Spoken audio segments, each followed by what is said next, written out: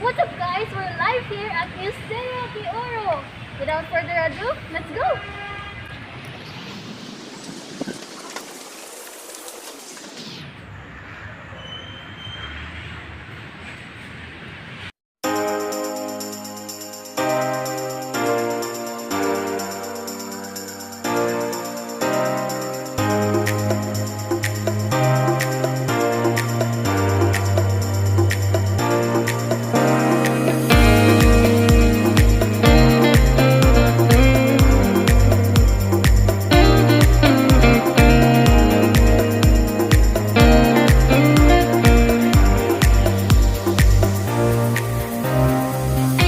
For today's video, we're going to have special guests. Please help me welcome. I'm Elijah Jelani. And I'm Aaron Jelani. And we are the Tour Guiders. Today, we will be covering the different weaponry used by our ancestors from different ethnic groups in Mindanao. Are you ready? I hope you are, because we are about to enter. Let's go! Yes!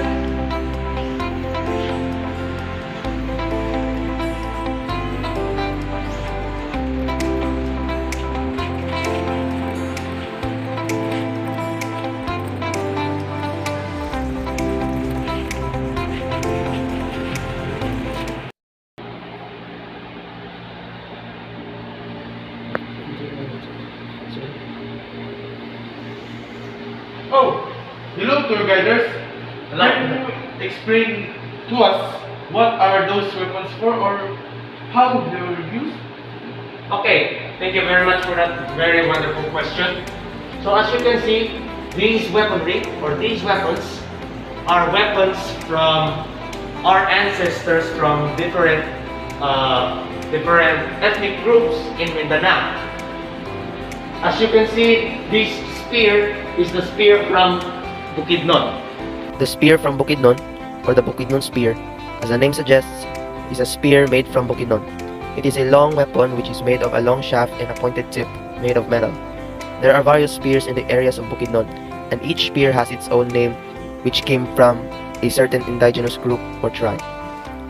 The Linumbo was used by the Binukid tribe, whereas the Limbas was used by the Matigsalug tribe, and finally, the Kamag was used by the Pumayamnon tribe. This is the kalasag. It is a rectangular shield in Bukidnon. Which consisted of intricate carvings. The wood is made from native trees such as the datap, polay, and sablang. Next is the bosok or the Matigsalog Manobo arrow. The bosog, or the Matigsalog Manobo arrow, is a projectile that is typically used for hunting and in combat by the Matigsalog, an indigenous group who live in the Tigwa-Salog Valley in San Fernando in Bukidnon Province, Philippines. It goes hand in hand with the piet, or the Matigsalog Manobo bow, and the term Matigsalog means people along the Salog River, which is now known as the Davao River. Now, let us have the piet. The piet is a Matigsalog Manobo bow. The piet, or the Matigsalog Manobo bow, is a weapon with a long curved stick and a string tied to both ends, and it is used for shooting arrows, that is, the bosog, and it is used by the indigenous group Matigsalog. The next thing that we have is the kampilan, which is the tausog straight single-edged long sword used by warriors. The kampilan is a single-edged bicuspid sword with a wood, brass, and ivory grip. It has 2 points. Chieftains and warriors utilize the kampilan for warfare and headhunting according to Philippine history. Next is that we have the kelong and the kudyak or the buryak. Kalong, Merenau decorative ceremonial shield. Budiak or Buriak, Merenau decorative ceremonial spear. The Budiak and Kalong are used by the Merenau tribesmen to greet persons of honor to the tribe, meeting with their leaders or during festivals that they do in order to celebrate important matters. An example of those festivals is the Sarimanok Festival, where they celebrate the unity of Christian and Muslim brotherhood, which gratifies the expression of how nature and historic events has evolved the Merenau custom.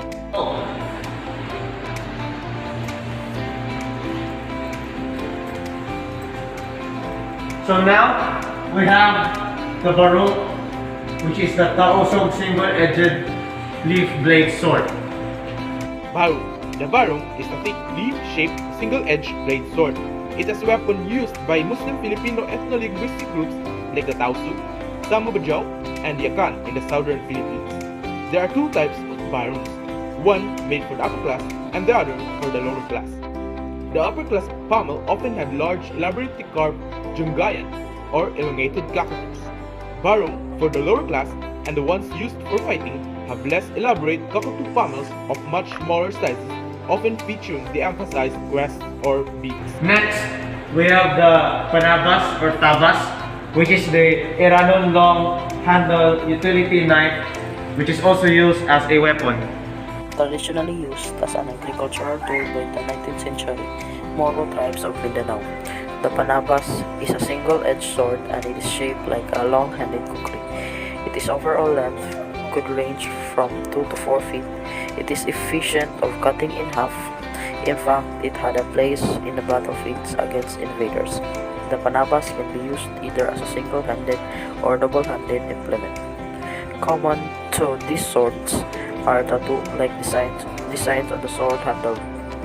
The scabbard is open in the false edge side of the sword, making it easy to draw. Next would be the Kris Tulid, which is the Meranao straight double-edged sword. Kris Tulid or straight kris sword. Notice each kris has a different look. Some have more waves than the other. So for now, we will call one the straight kris. The straight kris has a double edge to double the pain and do a double job that single-edged sword can't do. The kris is the most common Moro sword found in Sulu and Mindanao.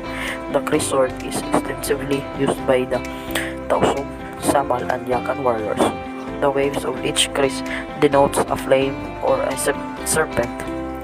The kris with the most wave will always be carried by someone with the authority and belief to give the deepest trust and could even go through the enemy's body. The waves are simply variations that tells a stranger where they came from, what region or land or their position in the community. And finally, we have the Kampilan, which is the Meranao straight single-edged long sword used by warriors. It's a wrap, guys. That's all for today's video. And we've learned a lot, and I hope you've learned a lot too. This is Jane Sika Bibi. I am Elijah Ezekiel Pigeon Hunting. I am Riza Baby Kizans. I am Aaron Gabriel Pigeon Hunting. And I am James Andrew B. Palacio. See you